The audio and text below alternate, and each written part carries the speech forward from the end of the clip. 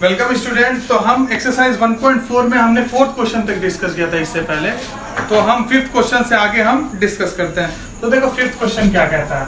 Fifth question आपका कह रहा है कि what number should be multiplied by 7/3 to get the product -35/81। ठीक है ना।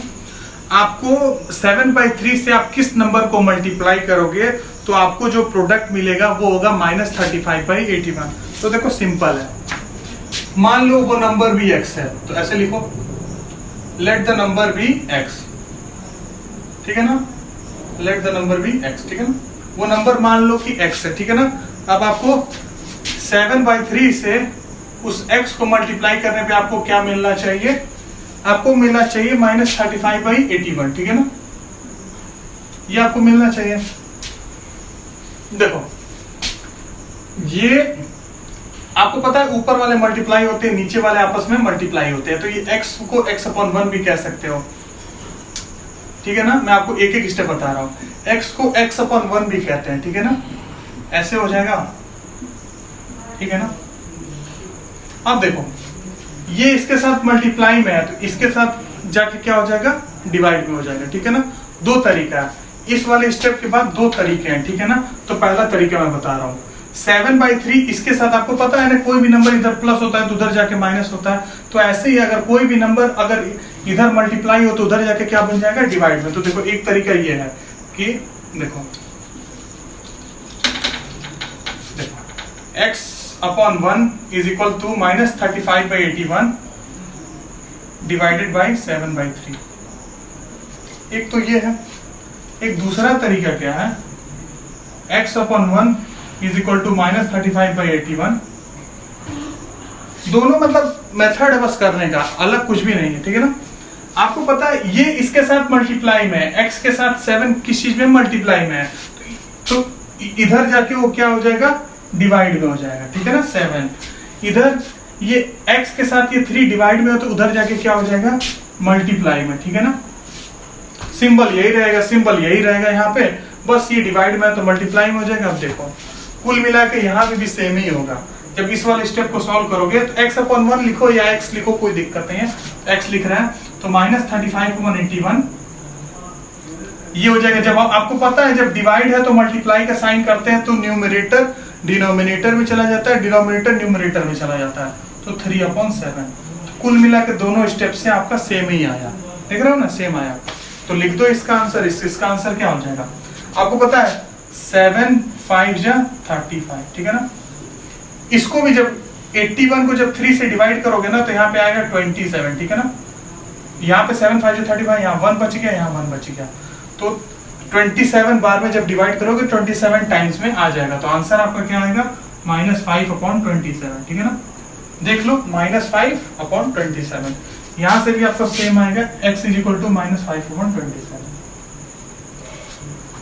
तो यहाँ के बाद आप किसी भी स्टेप से प्रोसीड कर सकते हो, या तो ये सॉल्व करते करते यहाँ पे आ जाओ, या तो ये सॉल्व करते करते यहाँ पे आ जाओ। दोनों बात सेम है। ठीक है ना। आमतौर पे जो नॉर्मली जो टीचर लोग बताते हैं वो ये स्टेप बताते हैं। जो टीचर लोग बताते हैं ऐसे आते हैं, फिर ये वाले स्टेप से चले जाते हैं। क्योंकि इसमें देख रहा हो डिवाइड का पहले डालते हो फिर ये करते हो तो कुल मिला के यहाँ पे डायरेक्ट लिखा गया है, यहाँ पे ऐसे इसको लिख के तो छोटा पड़ता है, इस वजह से ये वाला स्टेप लोग फॉलो करते हैं। ठीक है। तो सिंपल है, नोट करने के लिए स्नैप ले लो।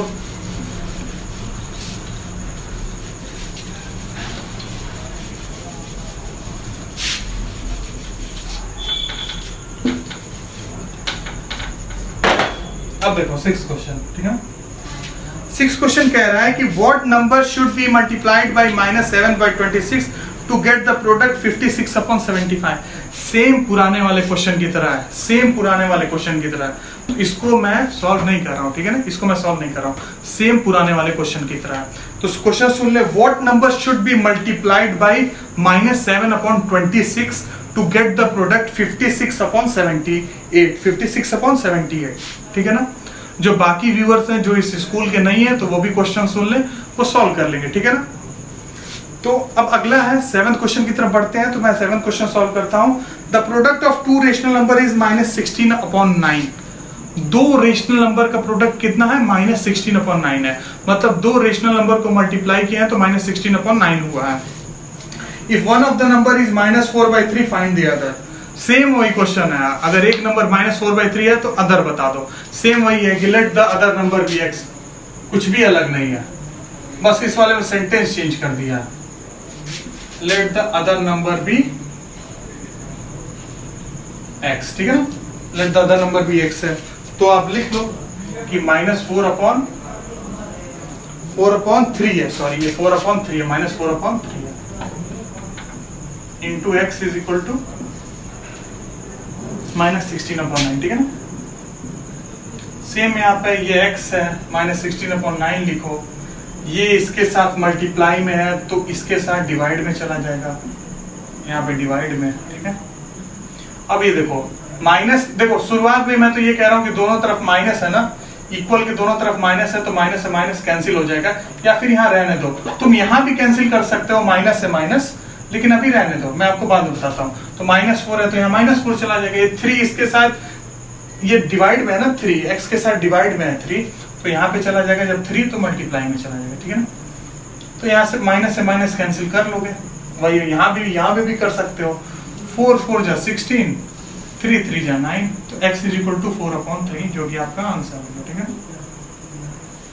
4/3। क्लियर है?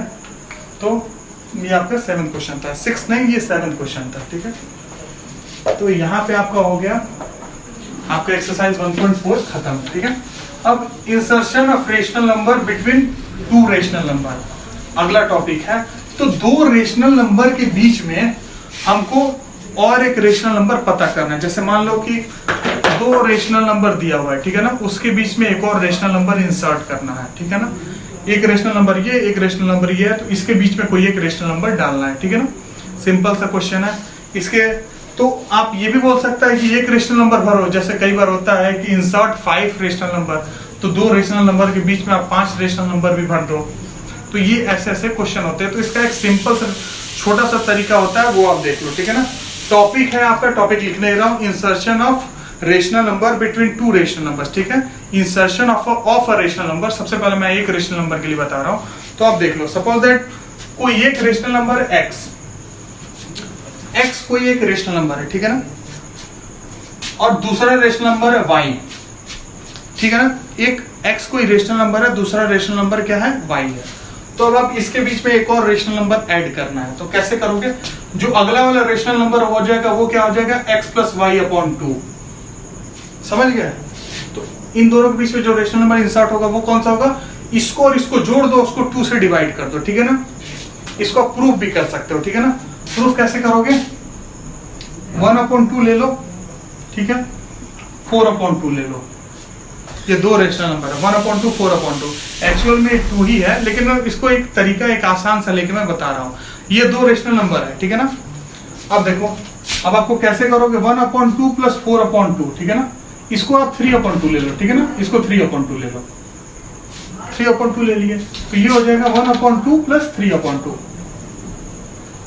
इन दोनों को जोड़ दो, मैंने जोड़ दिया, उसको 2 से डिवाइड कर दो, ठीक है। अब देखो, दोनों का डिनोमिनेटर क्या है, सेम है। डिनोमिनेटर सेम है तो सीधे प्लस कर दोगे, 1 + 3/2, ठीक है ना। तो 1 + 3 कितना होता है? 4/2/2। तो 2 2 जा कितना होता है? 4। तो ये हो जाएगा 2/2। तो आंसर कितना आ जाएगा आपका? 1। तो यहाँ पे बोलेगा कोई एक रेशनल नंबर, तो इंसर्ट करोगे तो 1 भी एक रेशनल नंबर। आपको पता है कि हर एक इंटीजर रेशनल नंबर होता है। Every integer is a rational number, ठीक है ना। 1 को 1/1 भी लिख सकते हो, तो बन गया ना रेशनल नंबर। तो every integer is a rational number, ठीक है ना। एवरी पॉजिटिव और negative integer is a rational number, ठीक है। तो ये आपका तरीका है। अब देखो, अगर यही बोले कि अगर दो रेशनल नंबर ऐड करो तो कैसे करोगे, ठीक है ना। तो मैं आपको एक छोटा सा बताता हूँ, ठीक है। तो x + y/2 इसके बीच में एक रेशनल नंबर होगा। अब बोलेगा कि हमको 3 रेशनल नंबर ऐड करके दिखाओ, तो हमने ये दिया था, बोला था 3 रेशनल नंबर ऐड करके दिखाओ। तो एक रेशनल नंबर तो हमने ऐड कर दिया ना, एक रेशनल नंबर तो हमने ऐड किया, दूसरा कैसे ऐड करोगे? तो इन दोनों के बीच में एक ऐड कर दो, x प्लस इस पूरे को लिखो x + y/2। मैंने आपको बताया है, जब दो रेशनल नंबर के बीच में कोई एक रेशनल नंबर ऐड करना हो तो इसको लिखो, दोनों को जोड़ दो, 2 से डिवाइड कर दो। तो ये अगला रेशनल नंबर होगा जो यहाँ पे आएगा। फिर इसके और इसके बीच में एक रेशनल नंबर भर दो, या तो इन दोनों के बीच में भर दो, या तो इन दोनों के बीच में, या तो इन दोनों के बीच में, किसी के बीच में भी आप रेशनल नंबर डाल दो, ठीक है ना। तो आप, मैं बोल रहा हूँ इन दोनों के बीच में करो, तो इसका हो जाएगा दूसरा वाला x plus y upon 2 plus y, ठीक है ना, upon whole to the power. मैंने कहा था ना, इसको और इसको जोड़ो, अपॉन 2 से डिवाइड कर दो, ये अगला रेशनल नंबर यहाँ पे आ जाएगा। तो आपको बोला था शुरुआत में कितने रेशनल नंबर भरो, अगर एक बोलता तो बस यही है, 3 बोलता तो मैंने आपको बताया कि एक ये, इन दोनों के बीच में एक ये हो गया, फिर इन दोनों के बीच में एक निकालोगे तो ये हो गया, इन दोनों के बीच में निकालोगे एक हो गया, तो 3 रेशनल नंबर हो गया ना। तो बहुत ही सिंपल है, ठीक है ना। अभी आपको 5 रेशनल नंबर बोले, इन दोनों के बीच में निकालो, इन दोनों के बीच में निकालो, तो 2 और निकल गया, 5 हो गया। 7 बोले तो फिर इन दोनों के बीच में निकालो, फिर जो आगे आएगा उसके बीच में निकालो।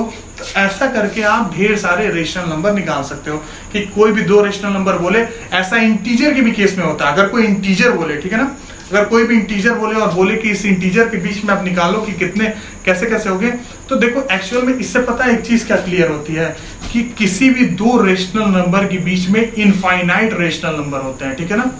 2 रेशनल नंबर की आपको अगर इसमें 100 निकालने के लिए बोले 100 निकलेगा, 1 लाख निकालने के लिए बोले 1 लाख निकलेगा, ठीक है ना।